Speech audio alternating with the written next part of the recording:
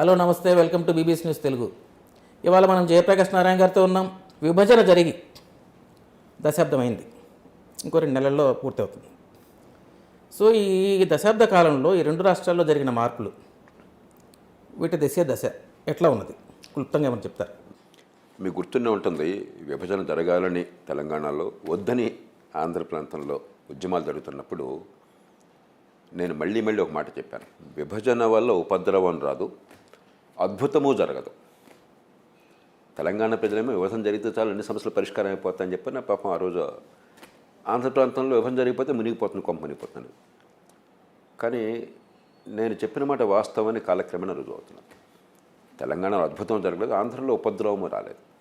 కొంత అడ్జస్ట్మెంట్ అవసరం అవుతుంది. ఎప్పుడైతే హైదరాబాద్ మహానగరాన్ని కోల్పోయిందో ఆంధ్ర ప్రాంతం, ఆ మహానగరం నుంచి ఎక్కువగా రెవెన్యూ వస్తుంది కాబట్టి అది నష్టపోయిన వరకు దాన్ని కొంత జాతీయ స్థాయిలో భర్తీ చేసే ఏర్పాటు జరిగింది. ఒక మంచి పరిణామం జరిగింది ఏంటంటే, తెలంగాణ ప్రాంతంలో గతంలో జరిగిన అభివృద్ధిని కొనసాగించారు పార్టీలో ఉన్నా కూడా. మౌలిక సదుపాయాలు, పెట్టుబడుల ప్రోత్సాహం, ఆర్థిక అభివృద్ధి. రెండోది ఆంధ్ర తెలంగాణ అన్న తేడా లేకుండా చేయగలిగారు. మీకు గుర్తునే ఉంటుంది, ఆ ఉద్యమ కాలంలో ఈ భేదభావం వచ్చి వికటించి కొంచెం చాలా అసౌకర్యానికి గురి చేస్తున్న భయం చాలామంది ఉంది. తెలంగాణ సమాజాన్ని, రాజకీయ పార్టీని, ప్రభుత్వాన్ని అభినందించాలి మనం. ఇక అద్భుతాలు ఏం జరగల, ఎందుకంటే 8వ తరగతి పాస్ అయితే నీకు ఉద్యోగం వస్తుంది బిడ్డ, రాష్ట్రం దాగానే అన్న భ్రమలు కలిగించారు. అది అప్పుడు సాధ్యం కాదు, ఇప్పుడు సాధ్యం కాదు. ప్రభుత్వ ఉద్యోగాలు పరిష్కారం కానే కాదు. రెండోది తెలంగాణలో జరిగింది ఏంటంటే, తెలంగాణ ఏర్పడినప్పుడు దేశంలో అత్యంత సంపన్న రాష్ట్రం. అంటే ఆదాయం తలసరి ఆదాయం కాకుండా ఎంత నిధులు మిగులు ఉంటాయి అని చెప్పన్నది 14వ ఆర్థిక సంఘం అంచనా వేసి దేశం మొత్తంలో అతి ఎక్కువ మిగులున్న రాష్ట్రంగా ఉంది. వృధా పథకాలు, మరి వచ్చే ఫలితంతో సంబంధం లేకుండా పెట్టే దుబారా ఖర్చులు, వీటి వల్ల తెలంగాణ ఆర్థికంగా తీవ్ర సంక్షోభం లేకపోయినా ఖచ్చితంగా డబ్బులకి అంత అనుకున్నంత సంతోషంగా లేకుండా పోయింది. అది స్వయంకృత అపరాధం. ఇప్పుడు మరి కాంగ్రెస్ పార్టీ అధికారంలో ఉన్న పార్టీకి వ్యతిరేకంగా ఓటుతో వచ్చారు. కానీ సంక్షేమం మీద దృష్టి పెట్టి అభివృద్ధిని కొంచెం పక్కన పెడతారన్న భయం ఉంది. బహుశా కొంత బ్యాలెన్స్డ్గా చేసే ప్రయత్నం చేస్తున్నారు. ఇది తెలంగాణ సమాజం తీరు. ఆంధ్రప్రదేశ్లో ఆర్థికంగా ఇబ్బందులతో ప్రారంభమైనా కూడా ఖర్చుల్లో వెనకడుగు వేయకుండా వెళ్ళారు. ఏదో రకంగా రాజకీయంగా ఉద్యోగుల జీతభత్యాలు కావచ్చు, మిగతావి కావచ్చు, అవి చేయాల్సిన అవసరం లేదు. ప్రభుత్వం పొదుపురతనాన్ని పాటించి ప్రజలకు పిలుపునిచ్చినట్టయితే రాష్ట్రం సంక్షోభంలో ఉన్నప్పుడు ప్రజలు కలిసి వచ్చేవాళ్ళు. మొదటి 5 ఏళ్ళు కనీసం మౌలిక సదుపాయాలు, పోలవరం ప్రాజెక్టు, పెట్టుబడుల ప్రోత్సాహం, ఒక వాతావరణం, కొన్ని కష్టంలో ఉన్నా కూడా బయటపడతామని చెప్పిన వాతావరణం వచ్చింది. అదే సమయంలో అధికార కేంద్రీకరణ, అవినీతి మామూలుగా ఉన్నట్టుగా కొనసాగింది. గత 5 ఏళ్ళుగా ఆంధ్రప్రదేశ్లో అసలు ఆర్థిక అభివృద్ధి అవసరం లేదు, పెట్టుబడులు మాకు సంబంధమే లేదు, మౌలిక సదుపాయాలు అక్కర్లేదు. కొంత డబ్బు దుబారా చేసి ప్రభుత్వం డబ్బుని, కొంత డబ్బు కంకేర్యం చేసి మిగతాది పంచిపెడితే చాలు అన్నటువంటి ఒక వాతావరణం వస్తుంది. అది సరైనది కాదు. ఇది స్వయంకృత అపరాధం. ఇది రాష్ట్ర విభజనలో వచ్చింది కాదు. అట్లాగే మన దేశంలో చట్టబద్ధ పాలన లేదు, ఎక్కడా లేదు. బడితో నడిదే బర్రె. ఆంధ్రప్రదేశ్లో బాగా శృతి మించింది. అది ఒక స్థాయి దాటింది, గీత దాటింది. అది కూడా మంచి పరిణామం కాదు. కానీ 2 రాష్ట్రాలకు కూడా ఇప్పటికైనా పొరపాట్లు సవరించుకుంటే మంచి భవిష్యత్తు ఉంటుంది, నేను పూర్తిగా నమ్ముతున్నాను. ఆంధ్రాలో పూర్తిగా శృతి మించింది అని చెప్తున్నారు. మొదటి 5 ఏళ్లలో ఎంతో కొంత భరోసా కలిగింది, కానీ అది కూడా లేకుండా పోయిందని చెప్తున్నారు. ఇప్పుడైతే ఏకంగా తెలుగుదేశానికి మద్దతు ప్రకటించున్నారు. కూటమి మద్దతు ప్రకటించారు. తెలుగుదేశం కూటమికి మద్దతు ప్రకటించున్నారు. ఈ సందర్భంగా మీరు చాలా తీవ్రమైన విమర్శలు కూడా ఎదుర్కొంటున్నారు. తీవ్రమైన చేయాలి, నేను ఎప్పుడు చాలా మృదువుగానే చెప్తాను. మీరు ఎదుర్కొంటున్నారు. అది సరే. ఇప్పుడు ఉదాహరణకు జేపీ అంతిమంగా కులం పనిచేసిందనో, లేకపోతే అప్పుడు కూకట్పల్లిలో తెలుగుదేశము పరోక్షంగా సపోర్ట్ చేసి ఆయన ఎమ్మెల్యే కావడానికి ఉపకరించింది కాబట్టి ఆ రకంగా ఇప్పుడు మళ్ళీ చెల్లింపు చేస్తున్నారనో, ఇటువంటి విమర్శలు ఉన్నప్పుడు రాష్ట్ర విభజన నిన్నే కారణం అని చెప్పారు, ఇంకా దేశ విభజన కారణం అని చెప్పలే, సంతోషం. ఆ విమర్శలకు మీరు ఇచ్చే జవాబు ఏంటి? ఇప్పుడు గౌతమ బుద్ధుడికి ఎవరో ఒక ఆయన చెప్పారట, ఏమంటే ఆయన ఎవరో మన తిడుతున్నాడు అదే పనిగా అని చెప్పాను. ఆయన నవ్వేసి, ఏమయ్యా నువ్వు నాకు బహుమానం ఇచ్చావనుకో, నేను తీసుకోలేదనుకో ఎవరికి చెబుతున్నట్టు, నాకే చెందుతుంది స్వామి అన్నట్ట. ఈ తిట్లు కూడా అంతేనా అన్నట్ట. ప్రజాజీవనంలో విమర్శ గనక వాస్తవాల ఆధారంగా హేతుబద్ధంగా చర్చ చేస్తే ఖచ్చితంగా మనం పరిశీలించాలి. మనం వారు చెప్పిన దానిలో వాదనలో పసుంటే మనం దాన్ని స్వీకరించాలి, వారి వాదనలో పొరపాటు ఉంటే అలా కాదని పూర్వపక్షం చేయాలి. ఇది చర్చ తప్ప మీరు చెప్పేది నాకు నచ్చలని చెప్పి నువ్వు కులం ఏమిటి, నీ వర్గం ఏమిటి, నీ పుట్టుక ఏమిటి, నీ తండ్రి ఎవడు, నీ తల్లి ఎవడు, ఇవన్నీ కూడా అనాగరికమైన చర్చలు. కాబట్టి నా అదృష్టం ఏంటంటే నేను అసలు పట్టించుకోను. ప్రపంచంలో ఏం జరుగుతుందో నాకు తెలియదు అసలు. ఆ దూరంగా ఉంటే బహుశా డిఫెన్స్ మెకానిజం అయి ఉంటుంది. సోషల్ మీడియాలో కానీ పత్రికల్లో కానీ టీవీలో కానీ వస్తుంది నేను చూడను.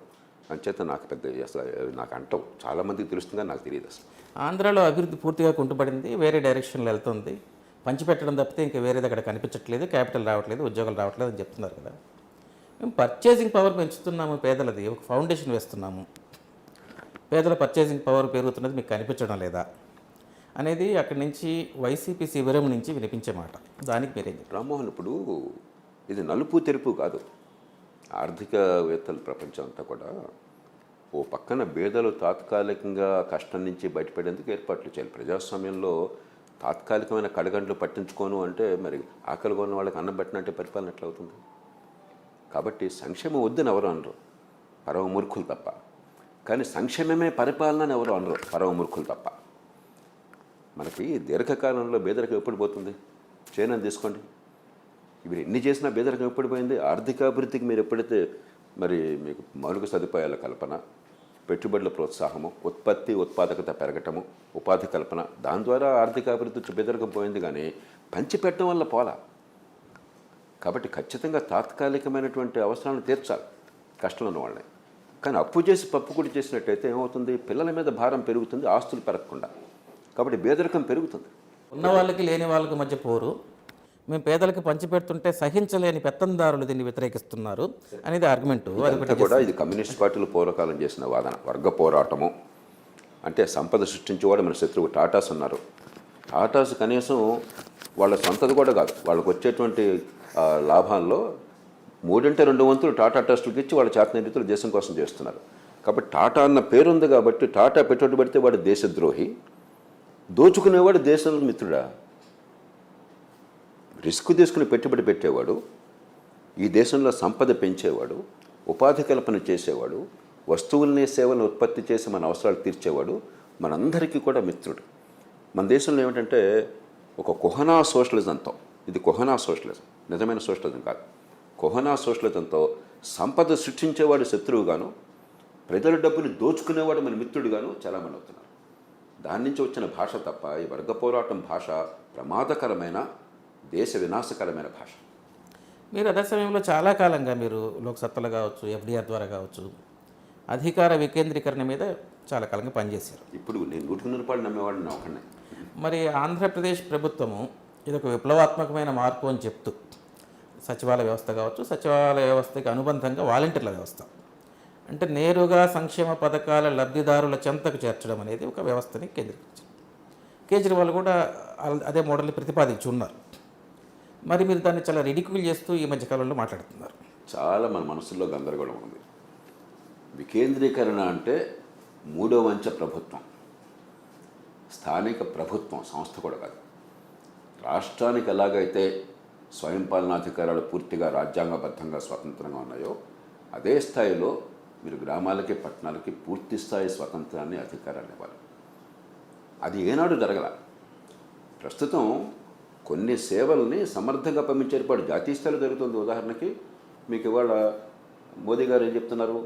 జాతీయ స్థాయిలో మొట్టమొదటిసారి డిజిటల్ టెక్నాలజీ ఉపయోగించి ప్రపంచంలో దాదాపు ఎక్కడ లేని స్థాయిలో ఉపయోగించి సంక్షేమాన్ని సమర్థంగా మధ్యలో ఎక్కడా కూడా లోపాలు లేకుండా, మధ్యలో ఈ డబ్బులు మళ్ళీ ఎవరు దోచుకుపోకుండా ఏర్పాటు చేస్తున్నారు. రాజీవ్ గాంధీ చెప్పినటువంటి సూత్రం ఏదైతే ఉందో దాన్ని పూర్తిగా దాదాపు దాటేసింది భారత ప్రభుత్వము ఈ డిజిటల్ వ్యవస్థ. అంటే కొంతమేరకు కొన్ని రంగాల్లో ఈ సేవలు అందుబాటు, కొన్ని రంగాల్లో సామర్థ్యం పెరిగింది. దాన్ని పూర్తిగా ఆహ్వానిస్తున్నాం, టెక్నాలజీ ఉపయోగించున్నారు కాబట్టి. ఇది అధికార వికేంద్రీకరణ అంటే అంతకంటే పొరపాటు ఇంకొకటి లేదు. అధికార వికేంద్రీకరణ అంటే 3వ అంచె ప్రభుత్వం. టెక్నాలజీ వల్ల సౌకర్యం పెరిగినా కూడా కేంద్రీకరణ కూడా పెరుగుతుంది. నిర్ణయాలు మీరు రాజధానిలో బటన్తో నొక్కి నిర్ణయాలు చేసుకుంటే అది కేంద్రీకరణ కానీ వికేంద్రీకరణ కాదు. ఇదేంటంటే ప్రజలకి ఈ దేశంలో ఈ కాన్సెప్చువల్ క్లారిటీ ఉండదు కాబట్టి ఏదో రకంగా మభ్యపెట్టి మనం పదాలు వాడుతుంటాం. డిస్ట్రిబ్యూషన్ వికేంద్రీకరణ కాదు, కేవలము నిర్ణయాల వికేంద్రీకరణ కూడా జరగాలి, అప్పుడు మాత్రమే ఎందుకని అంటారు. అంతే కదా. ఓటు వేసే మనిషికి, పన్ను కట్టే మనిషికి నా పన్ను డబ్బు ఎక్కడికి పోతుంది? నా ఓటు వల్ల ఏం జరుగుతోంది అది అర్థం కాకపోతే ప్రజాస్వామ్యం వికసించదు. కానీ ఒక ప్రాక్టికల్ అంశం జనం మీద పనిచేస్తుంది కాదంటారా? ఇప్పుడు ఉదాహరణకి గతంలో ఎంఆర్ఓ ఆఫీసుల ముందు ఎండలు పడిగాపులు పడి పొద్దునొచ్చి కూర్చొని సాయంకాలం దాకా ఎప్పుడు ఇస్తారో తెలియక వెళ్ళి చేతులు కట్టుకొని నిలబడి క్లర్కుల ముందు వాళ్ళు ఎప్పుడు ఇస్తారో తెలియక, అంటే అటువంటి వ్యవస్థలో అంత నలిగిపోయిన వృద్ధులు పెన్షన్దారులు ఇవాళ వాళ్ళ ఇంటికే చేరుతుంది వాలంటీర్ల వ్యవస్థ అనేది ఒకటి ఉంది కదా, అందులో ఉన్న పాజిటివ్ యాంగిల్ రెండు ఉన్నాయి. స్థానికంగా సేవలు మరింత సమర్థంగా అంతే పూర్తిగా మనం సంతోషించాలి. ఇప్పుడు తాలూకాల బదులు మండలాలు వచ్చినప్పుడు ఎన్టీ రామారావు పెట్టినప్పుడు ఎందుకు ప్రజలంతా హర్షించారు? తర్వాత చెన్నారెడ్డి గారు తీసేయాలనుకున్నా తీసేలేపారు. ఎందుకని? ఇక్కడ బదులు ఇక్కడికి వస్తే మంచిదే. కానీ వాలంటీర్ వ్యవస్థ అది కాదు. ప్రభుత్వం అందించాల్సినటువంటి సేవలు సెక్రటేరియట్లు అందడం వేరు. ఒక నానీ స్టేట్ని తయారు చేసి ప్రజల్ని పూర్తిగా పరాధీనుల్ని చేసి ఆత్మగౌరవాన్ని పూర్తిగా నాశనం చేసి మీ ఇంటికి వచ్చి రేషన్ ఇస్తా, మీ ఇంటికి వచ్చి పెన్షన్ డబ్బులు ఇస్తా అనేది ఇది పరిపాలనలో మంచి వ్యవస్థ కాదు. ప్రజల్ని వాళ్ళ కాళ్ళ మీద నిలబెట్టి ఆత్మగౌరవాన్ని పెంచి సంపాదన శక్తిని పెంచుతామా? లేకపోతే వరలో ఇచ్చేదాకా నేను చేతులు ఎంతగానో పుచ్చుకునే చెయ్యి, నేను ఈమె ఆధారపడతాను, బాంచను కాలు మొక్తా, కాబట్టి నీకు నిరంతరం నేను దాసోహం అంటాను, నీకు నేను లోబడి ఉంటాను. ఇది ఒక ఫ్యూడల్ వ్యవస్థగా చిహ్నం. నేను ఇస్తున్నా, ఎవడు నువ్వు ఇచ్చేది? ఎవరి డబ్బు? వీళ్ళల్లో ప్రజల ఓట్లు లేకపోతే, ప్రజల పని లేకపోతే వీళ్ళలో స్వయం ప్రతిభ ఉన్నవాడు ఎవడు అసలు? వీళ్ళు సొంతంగా దేనికి కొరకు వస్తారు? వీళ్ళు ఫలానా వాళ్ళ పుట్టుక వల్ల, ఫలానా డబ్బు వల్ల, ఫలానా దోపిడీ వల్ల కాకపోతే స్వయం ప్రతిభతో సమాజానికి సేవ చేశాము, మా వల్ల సమాజానికి జరుగుతుందని చెప్పేవాడు ఒక్కడిని చెప్పండి. వీళ్ళు వచ్చి నేను ఇస్తున్నానని చెప్పినట్టు ఆ భాష ఏంటి అసలు? దాన్ని పెంచేది ఆ వాలంటీర్ వ్యవస్థ. ఎవరు డబ్బు ఎవరు ఇస్తున్నారో అని ప్రశ్నిస్తున్నారు మీరు. 100% ప్రజల్ని పరాధీనులను చేసి దానికి ఓటును తీసుకుని దేశాన్ని మళ్ళీ దోచుకోవడం కోసం మార్గం. ఏ పార్టీ అయినా ఏ రాష్ట్రంలో అయినా సరే దాన్ని వ్యతిరేకించకపోతే మరి ప్రజాస్వామ్యం అంటే మనకు అర్థం లేదు. ఓకే, అదే సమయంలో మీరు ఇటీవల టీవీ9తో జరిగిన కార్యక్రమంలో ఆంధ్రాలో ఉన్న ఎడ్యుకేషన్ మార్పుల మీద, ఎడ్యుకేషన్ వ్యవస్థలో మేము సమూలమైన మార్పులు తెస్తున్నాము విద్యా వైద్య రంగంలో అని చెప్పేసి ఆ ప్రభుత్వం చెబుతోంది. ఏవో కొన్ని కనిపిస్తున్నాయి, కనిపించే ప్రయత్నాలు ఏవో కొన్ని చేసినట్టుగా ఉన్నాయి. కానీ మీరు దానికి బాటమ్ మార్క్స్ ఇచ్చారు, కేవలం 2 మార్కులు మాత్రమే ఇస్తాను, నాకు ఫలితాలు ముఖ్యము, ఇన్ఫ్రాస్ట్రక్చర్ కాదు అని కూడా అన్నారు. దాన్ని కొంచెం ఇంకాస్త వివరించే ప్రయత్నం చేస్తారు. ఎందుకంటే ఎక్కడో చోట పునాది, వాళ్ళు చెప్తున్నది ఏంటంటే పునాది లెవెల్లో. మంచి ప్రశ్న. ఇప్పుడు ఇది ఆంధ్రప్రదేశ్కి మాత్రమే విమర్శ కాదు. ఈ మాట నేను మొట్టమొదటిసారి చెప్పలేదు, ఒక ఏపీ గురించి చెప్పలేదు, దేశం మొత్తం గురించి మళ్ళీ మళ్ళీ మళ్ళీ చెప్తున్నారు. మన దేశంలో డబ్బుల ఖర్చు తక్కువేం లేదు. చాలామంది మంచి మనసు ఉన్న వాళ్ళు కూడా ఇంకా డబ్బు ఖర్చు పెట్టాలి విద్య కోసం చెప్పిన మాట చాలా మామూలుగా వచ్చేసింది. సగం మంది పిల్లలే ప్రభుత్వ స్కూళ్ళకి వెళ్తున్నారు దేశంలో. అయినా కూడా 4.3% జాతీయ ఆదాయం విద్య మీద ఖర్చు అవుతుంది. ఆంధ్రప్రదేశ్లో 95,000 రూపాయలు ఖర్చు అవుతుంది ఒక్కొక్క బిడ్డ మీద. తెలంగాణ 80,000 రూపాయల పెన్షన్లు ఖర్చు అవుతుంది. జీతభత్యాలు ఎప్పుడు లేనంతగా అధ్యాపకులకు ఇస్తున్నారు. ప్రతి సంవత్సరం లక్షల కోట్లు ఖర్చు పెడుతున్నారు. విద్యా ప్రమాణాలు పరమ నాసిగా ఉన్నాయి. చివరికి విద్య నుంచి ఆశించేది ఏమిటి? ఆ పిల్ల లేక పిల్లాడు పుట్టిన పుట్టుకతో నిమిత్తం లేకుండా, ఏ కులంలో ఏ కుటుంబంలో ఏ తల్లి గర్భాన పుట్టినా కూడా దేవుడిని నమ్మితే దేవుడు లేదా ప్రకృతి ఇచ్చిన తెలివితేటలు వికసించే ఏర్పాటు జరిగితే విద్య అందింది. అది జరగకుండా, పిల్లల ప్రతిభ వికసించకుండా మంచి బిల్డింగ్ కట్టాను లేకపోతే మంచి గోడ కట్టాను కట్టొద్దని అంటలా, మంచి స్విమ్మింగ్ పూల్ ఏర్పాటు చేశాను ఆప్ కూడా ఢిల్లీలో ఇదే చెప్తుంది. అది విద్య కాదు. నేను ఆనాడు చెప్పింది ఇప్పటికి కొన్ని వేల సార్లు ఈ దేశంలో చెప్పింది, ఇవాళ కొత్తగా చెప్పలా. 2005 నుంచి చెప్తున్నాను నేను, గత 20 ఏళ్ళ నుంచి దాదాపుగా మళ్ళీ చెప్తున్నాను. ప్రపంచంలో 74 దేశాల్లో ఈ పీసా సర్వే జరిగితే బ్రిటన్తో సహా, బీబీసీకి నెలవైనటువంటి బ్రిటన్తో సహా అన్ని దేశాలు ఈ పీసా సర్వేలో పాల్పంచుకుంటాయి. 74 దేశాల్లో మన దేశంలో పిల్లల స్థానం 73వ స్థానం. ఇది మనకు అర్థం కాకుండా కప్పెడుతున్నాం మనం. విద్య మంచి బిల్డింగ్ కోసం కాదు, టీచర్ల నియామకం కోసం కాదు, పిల్లల మేధస్సు వికసించండి. విద్య నుంచి కొంచెం బ్రాడన్ అవుదామండి. ఆంధ్రప్రదేశ్ పరిస్థితి వచ్చినప్పుడల్లా దేశవ్యాప్తంగా ఒక నమూనాలాగానో ఒక చర్చ నడుస్తున్నది. సంక్షేమ పథకాల మీదే పూర్తిగా నమ్ముకొని ఒక ప్రభుత్వము ఓట్లకు వెళ్తున్నది. దీని ఫలితం ఎట్లా ఉంటుంది అనేది ఇతర రాష్ట్రాలు కూడా అక్కడ ఇదే మోడల్ని ఎమ్యులేట్ చేస్తున్న రాష్ట్రాలు కూడా. అందుకే మరోవైపున డూమ్స్ డే థియరీ లాంటిది కూడా వస్తుంది. ఆంధ్ర పని అయిపోయింది, ఈ అప్పులు ఎవరొచ్చినా భరించలేని స్థాయికి ఆల్రెడీ చేరుకున్నాయి. జీతభత్యాలు ఇవ్వడానికే ప్రభుత్వం కష్టపడుతుంది, రోడ్లు వేయడానికి కష్టపడుతుంది, అన్ని రకాలుగా ఎక్కడెక్కడ అప్పులు వస్తే అక్కడలా తెస్తున్నారు. దీని ద్వారా భవిష్యత్తు చాలా అన్యాయంగా ఉండబోతుంది అనేది ఒక డూమ్స్ డే థియరీ లాంటి కంప్లీట్ ఒక అటువంటి థియరీ ఒకటి కూడా ప్రచారం ఉన్నది. మీరు ఈ ఈ రెంటి మధ్యలో ఎక్కడ చూస్తారు వాస్తవాన్ని? నేను అందుకని ఆంధ్రప్రదేశ్లో జరగబోయే ఎన్నిక అత్యంత సమర్థంగా కేవలం సంక్షేమమే ప్రాతిపదికగా తీసుకుని చేస్తున్నారు. మిగతా దాదాపు వద్దని కసిగా వ్యవహరిస్తున్నారు. కాబట్టి ఒక నిర్ణయాత్మక ఎన్నిక ఒక ప్రజాస్వామ్యంలో భేద దేశంలో ఇది ఒక డిఫైనింగ్ ఎలక్షన్. ఈ పార్టీయా ఈ కులమా మన మన మన ఆలోచన అంతా కూడా పార్టీల చుట్టూ కులాల చుట్టూ వ్యక్తుల చుట్టూ తిరుగుతుంది. వ్యక్తులు పార్టీలు కులాలు ఎవరంటారు రేపు పోతారు. కానీ ఏ లక్ష్యం కోసం లేకపోతే ఏ సిద్ధాంతంతో పనిచేస్తున్నారో ముఖ్యం. కానీ డూమ్స్డే దాన్ని అంగీకరించను. ఎందుకంటే పరిస్థితి ఎట్లా ఉన్నా కూడా దాని నుంచి బయటపడడానికి మానవ మేధస్సుకి అవకాశం ఉంది, ఆధునిక టెక్నాలజీ అవకాశాన్ని ఇచ్చింది. అంతేగాని సర్వనాశనం అయిపోయిందంటే ఈ గొడవ అంతెందుకు, ఇంటికి పడుకోవచ్చు కదా. కాబట్టి అది చాలా కొంతమంది చాలా పడుతుంటారు. అది ఎక్కడ వాస్తవం కాదు, ఆంధ్రప్రదేశే కాదు మన దేశంలో ఎక్కడా వాస్తవం కాదు. ఎందుకంటే మన అదృష్టం కొద్దీ ఈ దేశంలో ప్రజలు చేస్తున్న కష్టం వల్ల ప్రతి కుటుంబంలో కూడా నా కుటుంబం బాగుపడాలి, నా పిల్లలు నాకంటే ఎదగాలి అని త్యాగం చేసే నిరత ఉన్నది, పొదుపరితనం ఉన్నది, పిల్లల కోసం పెట్టుబడి పెట్టే తపన ఉన్నది. అందుకే చదువు రాకపోతున్న తల్లిదండ్రులు తప్పు కాదు, శక్తికి మించి తల్లిదండ్రులు పిల్లల కోసం ఖర్చు పెడుతున్నారు. అయినా కూడా అన్యాయం జరుగుతుందని అలాంటి వాడు తప్పని తప్ప తల్లిదండ్రులు తప్పు కాదు ఇక్కడ. అది ఉన్నంతకాలం ఈ సమాజంలో నా పిల్లల తరం నాకంటే బాగుండాలని ప్రతి కులంలో ప్రతి వర్గంలో ప్రతి గ్రామంలో ప్రతి పట్టణంలో ఉన్నంతకాలం. రెండోది, గత 30 ఏళ్లుగా చాలా తప్పులు జరిగినా కూడా వివిధ ప్రభుత్వాలు కొన్ని మంచి పనులు చేసినాయి. అంతవరకు ఉన్నటువంటి లైసెన్స్ పర్మిట్ రాజ్యాంగంలో కొంతమైనా ఆర్థిక స్వేచ్ఛనిచ్చి ఆర్థిక ప్రగతికి దోహదం చేసినాయి. ఈ రెండు ఉన్నంతకాలం ఇప్పటికైనా సరే పరిస్థితిని కొంచెం బాగు చేసే ప్రయత్నం చేస్తే, కొంత సరిదిద్దుకుంటే, బ్యాలెన్స్ చేసినట్టయితే ఒక 6-7% ఆర్థిక వ్యవస్థ పెరుగుతున్నప్పుడు సంక్షేమం ఇవాళ చాలా బరువుగా అనిపించినా కూడా 4-5 ఏళ్లలో దీన్ని కాస్త ఫ్రీజ్ చేస్తే సంక్షేమం తీసేయక్కర్లా, మీకు దాని ప్రభావం తగ్గుతుంది, మీకు పెట్టుబడుల కోసం వనరులు మిగులుతాయి. అదే సమయంలో ప్రత్యర్థిగా ఉన్నటువంటి చంద్రబాబు నాయుడు అన్ని పథకాలు కొనసాగిస్తామని చెప్పడంతో పాటుగా దాని అమౌంట్ని పెంచి మరీ చూపిస్తున్నారు. మరి ఆ పార్టీకి ఆ కూటమికి మీరు మద్దతు కూడా ఇస్తున్నారు అంటే దాన్ని ఎట్లా చూడాలి? ఇప్పుడు ఆయన వస్తే మాత్రం అంటే ఈ మార్పు నుంచి ఎట్లా ఇప్పుడు జగన్మోహన్ రెడ్డి గారు తప్పే, చంద్రబాబు నాయుడు గారు తప్పే, ఏం చేద్దాం మనం? అంటే మనకున్న చాయిసెస్, మనకున్న ఫస్ట్ పాస్ ద పోస్ట్ సిస్టంలో చాయిసెస్ ఉండే కదా. మూడో చాయిస్ ఉందా? లేదు కదా. లేనప్పుడు ఏం చూస్తాం మనం? గత చరిత్రను చూస్తాం, వాళ్ళ మౌలికమైన సిద్ధాంతం చూస్తాం. ఒక నరేంద్ర మోదీ గారికి కానీ చంద్రబాబు నాయుడు గారికి కానీ ఖచ్చితంగా ఈ దేశంలో ఆర్థిక ప్రగతి కోసం పాటుపడతారన్న విశ్వాసం ఉన్నది. మౌలిక సదుపాయాల కల్పన, పెట్టుబడుల ప్రోత్సాహము, ఉపాధి కల్పన, ఆదాయాలు పెంచడము. కాబట్టి దాన్ని మనం చరిత్ర తీసుకోవాలి. సంక్షేమమా అభివృద్ధి అన్నది చర్చ కాదు, సంక్షేమంతో కూడిన అభివృద్ధి. ఆ బ్యాలెన్స్ ఎవరు తీసుకొస్తారు? ఈ 5 ఏళ్లలో బ్యాలెన్స్ పూర్తిగా లేదని తేలిపోయింది.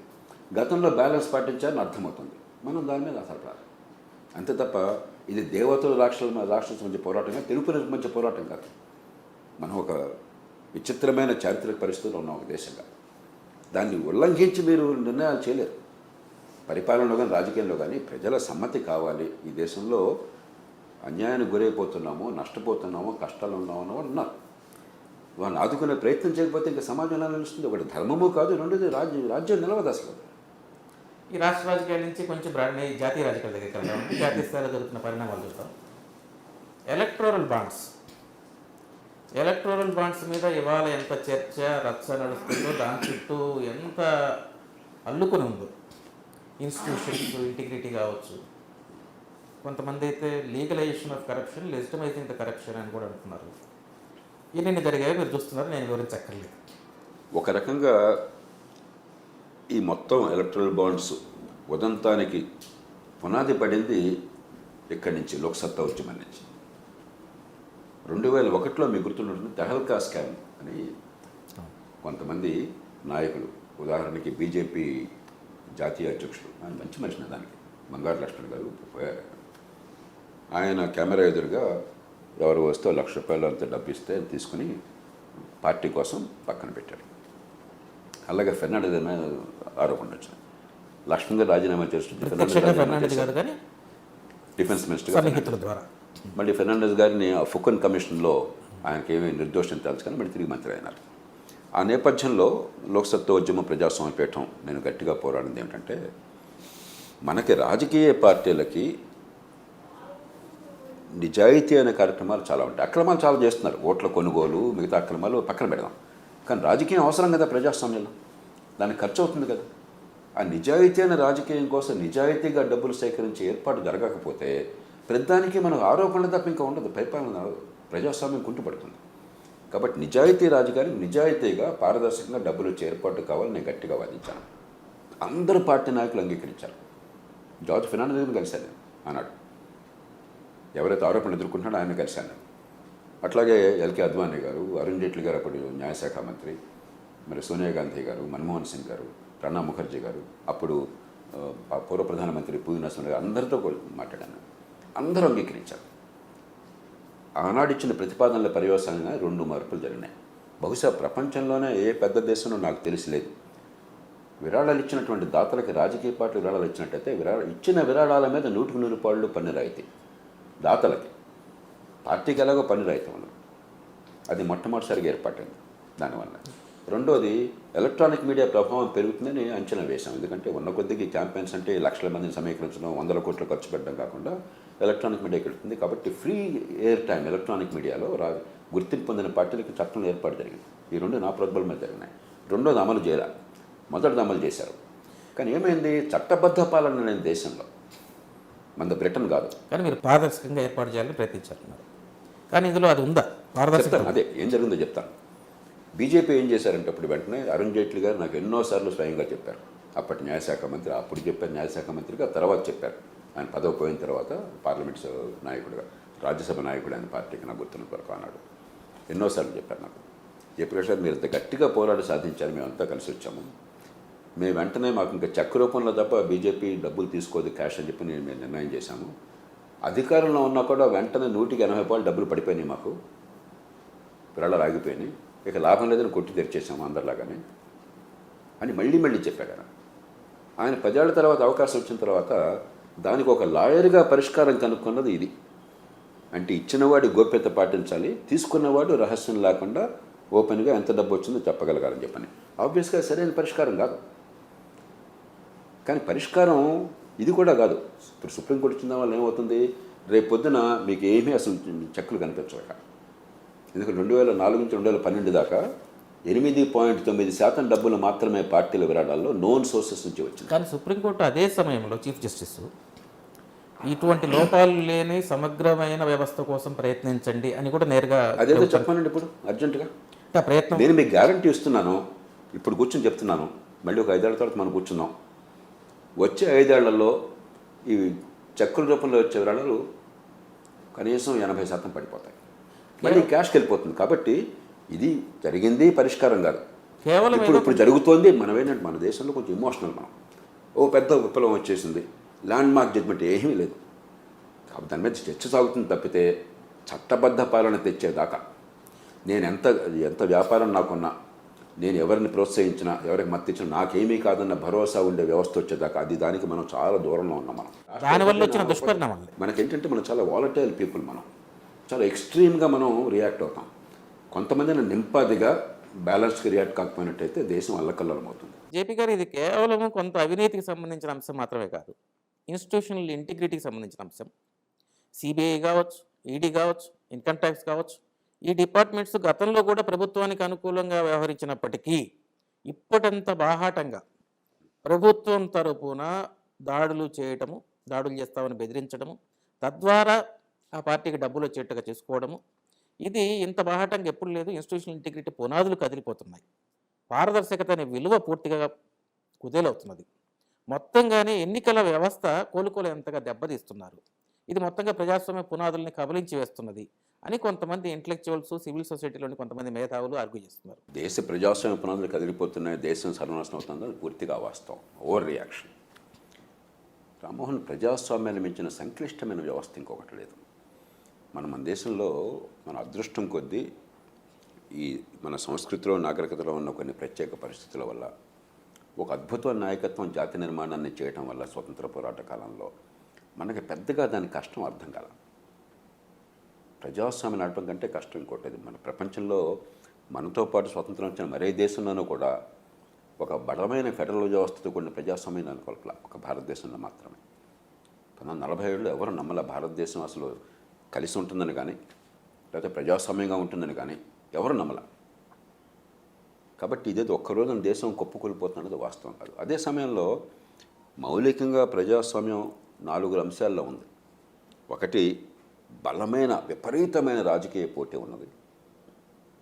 2, రాజకీయ స్వేచ్ఛలు ఉన్నాయి ఆ పోటీ పడడం కోసం. 3, పార్టీలు నచ్చిన ఎజెండా చెప్పే అవకాశం ఉన్నది. 4, ఎన్నికైన వాళ్ళు అధికారంలో నిజంగా కూర్చుంటారు, వెనకాల ఆర్మీని కానీ మరి ఉంటా కానీ లేవు. అది మించితే ప్రజాస్వామ్యం లేదు మన దేశంలో. చాలా అపరిపక్వమైన లోపభూయిష్టమైన ప్రజాస్వామ్యం ఆనాడు ఈనాడు కూడా. కాబట్టి వ్యవస్థీకృత లోపాలను ఆలోచించాలి కానీ ఒక్కరోజు కుదేలు అయిపోయింది, మర్నాడు అద్భుతం జరిగింది. 77 ఇట్టగా అనుకున్నాం. నేను నాలాంటి వాళ్ళందరం కూడా కొన్ని లక్షల మందిని 75-77 మధ్య ఎమర్జెన్సీ వచ్చినప్పుడు, ఎమర్జెన్సీ పోగానే దేశమంతా కూడా అద్భుతమైన గాంధీ విప్లవాన్ని చూస్తోంది, ఈ దేశం గొప్పగా మారిపోతుంది చెప్పి నమ్మాం. తర్వాత అర్థమైంది ఆటగాళ్ళు మారారు, ఆట నియమాలు మారలేదని చెప్పని. ఆటగాళ్ళు బీజేపీలోనే మిగతా చోట్ల పెద్ద తేడా లేదు, అదే మనుషులు, అదే పద్ధతులు. కాబట్టి విపరీతంగా బెంబేలు ఎత్తిపోయి నాశనం అయిపోయింది అన్నది పొరపాటు వాదన. అంత అద్భుతంగా ఉందన్న టైం ఫ్లేజం పొరపాటు వాదన. సిస్టమేటిక్గా ఎక్కడ ఏ తప్పులు జరుగుతున్నాయి. ఉదాహరణకు చట్టబద్ధ పాలన లేదు మన దేశంలో. 195 కూడా చట్టబద్ధ పాలన జాతీయ స్థాయిలో రాష్ట్రాల్లో ఉన్నాం. ఎన్నో ఉదంతాలు మనం చెప్పుకోవచ్చు. పోలీస్ కేసులు ఎమ్మెల్యే గారి అనుమతి లేకుండా ఈ దేశంలో చాలా రాష్ట్రాల్లో దాదాపు జరగదు. అంటే ఎన్నికల వ్యవస్థ అధికార పార్టీ మాత్రమే ఎక్కువ భాగం డబ్బులు పొందేట్టుగా తయారైతే అప్పుడు ఇంత ఇన్ఈక్వాలిటీ ఇది కొత్త ఎందుకు అనుకుంటారు? ఆ పోటీ ఎట్లా ఏర్పడుతుందండి? ఇది కొత్త ఎందుకు అనుకుంటున్నారు? ఇది కొత్త కాదు, ఇప్పుడు బయటపడుతుంది అంతే. నిజాయితీగా దాని నుంచి బయటపడినట్లు ఆలోచించకుండా ఇదేదో వాళ్ళు అపవిత్రులు మేము పవిత్రులు అనే పరిస్థితి లేదు. కాంగ్రెస్ పార్టీ ఇన్నాళ్ళు అధికారంలో ఉంది. ఒకసారి ఆ లెక్కలు చూడండి మీరు. లెక్కలు తెలియకుండా 70 సీట్లు చూడండి, ఎంత ఖర్చు పెట్టారు చూడండి. లేకపోతే టీడీపీ ఉన్నది, లేకపోతే టీఆర్ఎస్ ఉన్నది, లేకపోతే డిఎంకే ఉన్నది, లేకపోతే ఏడీఎంకే ఉన్నది. మరి అందరం చూసాం కదమ్మా. మనం ఏంటంటే ఇప్పుడు ఒక విపరీతంగా మనసులోని కొన్ని భావాలు పెట్టుకుని దానికి అనుకూలంగా వాస్తవాలను మలచి రకరకాల వాదనలు చేస్తున్నాం. నిజాయితీగా నిష్పాక్షిక దృష్టితో వ్యవస్థను ఎట్లా బాగుంచాలని ఆలోచన చేయడం లేదు. అలా చేస్తే 4 అంశాలు కావాలి దేశంలో మార్పులు. నా దృష్టిలో రాజకీయ పార్టీని ప్రజాస్వామికీకరణ చేయాలి. పార్టీలు ప్రైవేట్ ఆస్తులుగా చలమణవుతున్నాయి. వాస్తవం కాదా ఇది? అది కీలకమైంది కదా. కుటుంబాల చేతుల్లో పార్టీ ఒక ప్రైవేట్ ఆస్తిగా చలమణి అయితే, ఒక మాఫియా ఆస్తిగా చలమణి అయితే అది ప్రజాస్వామ్యమా? అది ఓకే. 2, మన ఎన్నికల వ్యవస్థలో కోట్ల రూపాయలు ప్రవహిస్తున్నాయి. తెలంగాణలో ఎన్ని ఖర్చు ఉందో మీరు చూశారు కదా అసెంబ్లీ ఎన్నికల్లో. అంతకుముందు ఉప ఎన్నికలు చూశారు కదా మీరు. రేపు ఆంధ్రప్రదేశ్ చూడబోతున్నారు కదా అసెంబ్లీకి. తమిళనాడు చూశారు కదా మీరు, కర్ణాటక చూశారు కదా. ఇది వాస్తవం కదా. ఈ పార్టీ ఆ పార్టీ కొందరే దీనిలో అవినీతికి పాల్పడుతున్నారా? కొందరు డబ్బు ఖర్చు పెడుతున్నారా? దేశం మీద ప్రేమతో ఖర్చు పెడుతున్నారా? కాబట్టి ఎన్నికల వ్యవస్థను మార్చాలి. ఉపన్యాసాలు చెప్తే లాభం లేదు. 3, చట్టబద్ధ పాలన లేదు ఈ దేశంలో. బడితోని వాడిదే బర్రె. దానికి స్పష్టమైన ఏర్పాట్లు చేయాలి. ఆ ఏర్పాట్లను జరిగినాయా? కొన్ని ప్రతిపక్షాలు ఎవరైనా వచ్చి ఇలా కాదయ్యా మేము ప్రాసిక్యూషన్ ఇట్లా చేస్తాం, క్రైమ్ ఇన్వెస్టిగేషన్ ఇట్లా ఈ రకంగా చేస్తాం, ఫారెన్సిక్స్ ఈ రకంగా చేస్తాం, కోర్టుని ఈ రకంగా చేస్తాం, ప్రొసీజర్స్ ఈ రకంగా చేస్తాం, నిర్దిష్టంగా చెప్పారేమన్నా?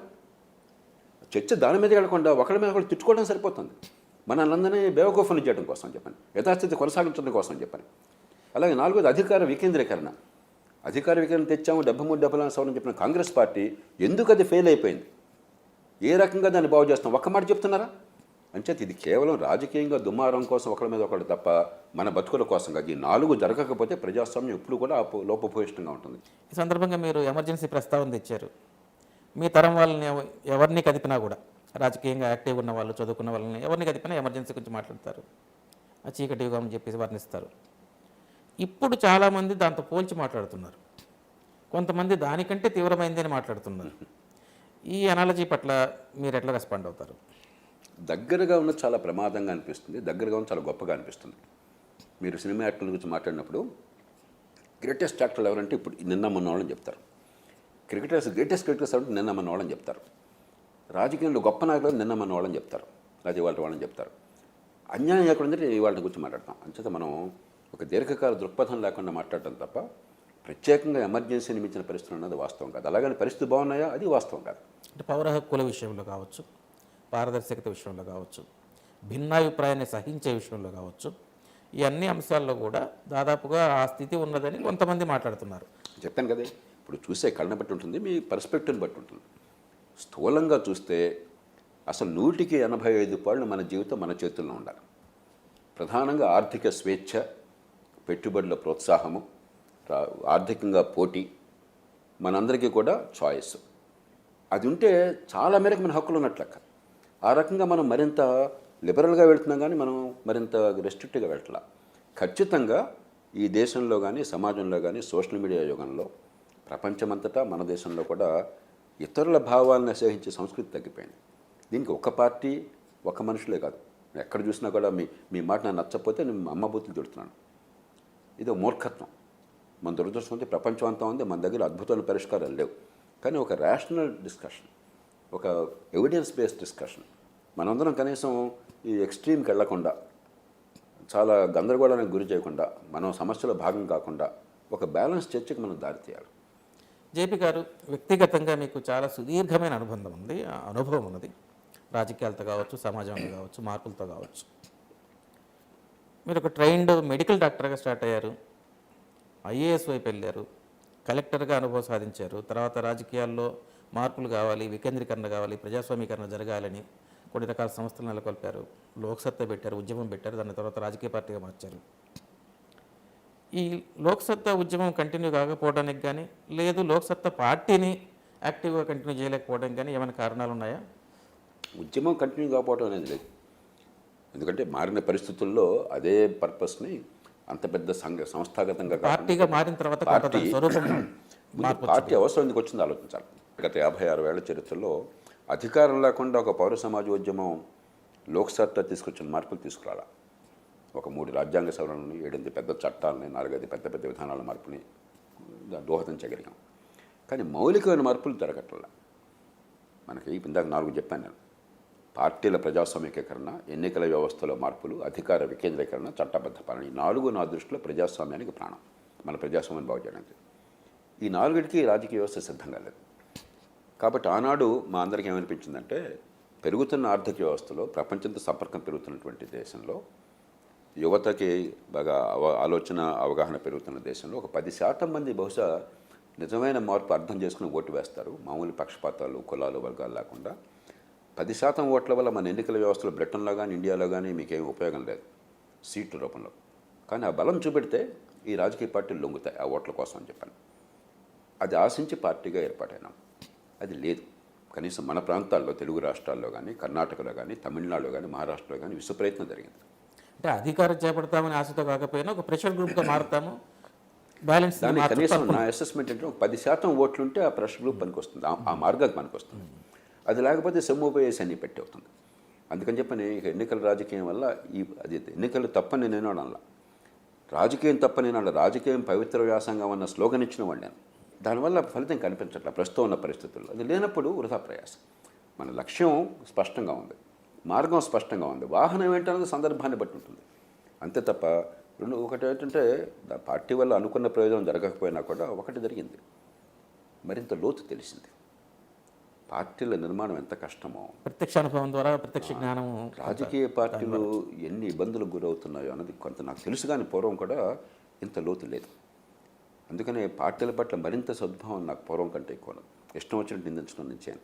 సరే, ఇప్పటిదాకా ఇంత లాంగ్ జర్నీలో మీరు తీసుకున్న కీలకమైన నిర్ణయాలను ఒకసారి రివ్యూ చేసుకున్నప్పుడు, హిండ్సైట్ అంటాం కదా, వెనక్కి తిరిగి చూసుకున్నప్పుడు, ఇది చేయకుండా ఉండాల్సింది, లేదు ఇలా చేస్తే బాగుండేది అని అనిపించింది ఏదైనా ఉందా?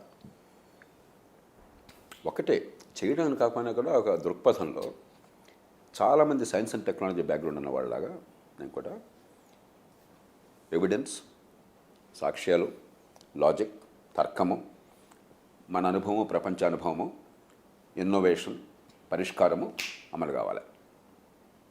ఆప్టిమిజం, ఎగ్జోబరెన్స్ ఉంది, వెంటనే జరిగిపోతుందని ఆశ. అనుభవం నేర్పిన పాఠం ఏంటంటే, ప్రపంచంలో ఏ సమాజము అట్లా మారలేదు. కాకపోతే మోడర్న్ టెక్నాలజీ కొంచెం వేగనం చేయొచ్చు కమ్యూనికేషన్ పెరగడం చేత. కానీ సాక్ష్యము, తర్కము, అనుభవము, పరిష్కారము, వెంటనే అమలు అన్నది సైన్స్ అండ్ టెక్నాలజీ జరగవచ్చు, కానీ మానవ సమాజంలో సమయం పడుతుంది. ఇది అర్థమైతే బహుశా వ్యూహాలు కొంచెం మారుండేవి. ఎలా మారాయో కూడా నేను చెప్పలేను. అది నాకు ఆనాడు అర్థం కాల, ఇప్పుడు చాలా పూర్తిగా అర్థమైంది. అది మినహాయించి పెద్దగా మార్పు లేదు, ఎందుకంటే నాకు చాలా బోరింగ్ లైఫ్. మీరు ఏదో చూస్తారో అదే, దానిలో వెనక ముందు ఇంకోటి ఉండదు. సిస్టమ్ తర్వాత ఏ పని చేసినా కూడా సుదీర్ఘంగా ఆలోచించి తప్ప నేను ఎమోషనల్గా ఎప్పుడు చేయాలి. ఏ పని చేసినా కూడా కారణాలు వివరించి చెప్పి ప్రజలకి ముందు పెట్టాను తప్ప ఇష్టం వచ్చిన ఇంపల్సివ్గా ఎప్పుడు చెప్పాల. కాబట్టి దానిలో పెద్దగా మారే అవకాశం ఉండేది కాదు. ఈ మౌలికమైన మార్పు బహుశా వచ్చి ఉండేది. ఇది 3 ఏళ్ల ప్రక్రియ కాదు, 30 ఏళ్ల ప్రక్రియ, 50 ఏళ్ల ప్రక్రియ అర్థమైనట్టయితే బహుశా స్ట్రాటజీలు ఇంకో రకంగా ఉండేవేమో తెలియదు. థ్యాంక్ యూ జేపీ గారు. It's pleasure talking to you. My pleasure.